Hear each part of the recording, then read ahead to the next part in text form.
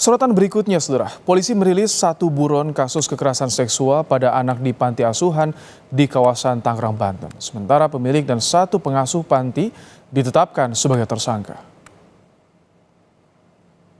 YS, pengasuh panti asuhan di Tangerang, ditetapkan sebagai tersangka kasus pencabulan kekerasan seksual ke anak asuh. YS masuk daftar pencarian orang setelah mengabaikan 2 pemanggilan pemeriksaan. Sementara 2 pelaku S dan YB telah ditahan setelah pemeriksaan korban dan 11 saksi.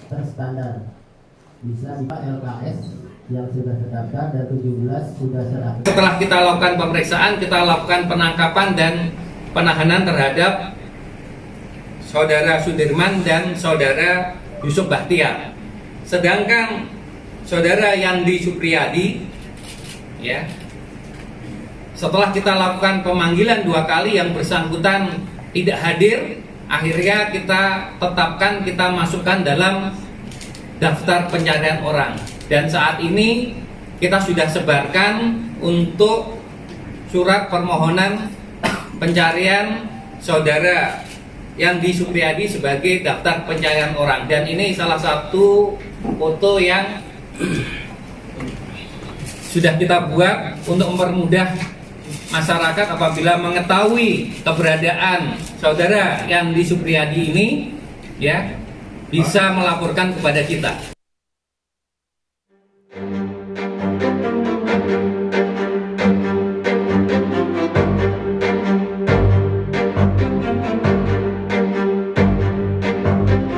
Kasus kekerasan seksual anak di sebuah panti asuhan di Kota Tangerang, Banten menyita perhatian usai puluhan anak asuh menjadi korban. Panti asuhan yang sudah berdiri kurang lebih 20 tahun itu ternyata tidak memiliki izin operasi pendirian yayasan. Menteri Sosial Saifullah Yusuf yang mendatangi lokasi kejadian berjanji akan menambah syarat pendirian panti asuhan, diantaranya izin dari warga. Sudah 20 tahun lebih ya? Tidak ada sama sekali, ini termasuk yang blank ini. Makanya nanti ke depan saya terus terang juga akan menghimbau atau memberikan suatu persyaratan gitu dalam rangka mendirikan panti asuhan harus mendapatkan persetujuan dari warga sekitar. Sementara Komisi Perlindungan Anak Indonesia (KPAI) memastikan hak-hak anak yang menjadi korban akan dipenuhi.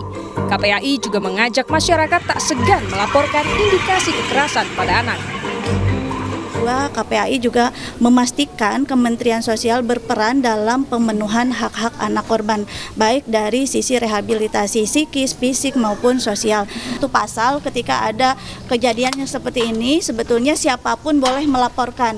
Selain kepada Dinas Sosial, boleh melaporkan kepada kepolisian, kepada KPAI, kepada Komnas HAM, kepada Ombudsman ataupun lembaga-lembaga pelindungan anak lainnya.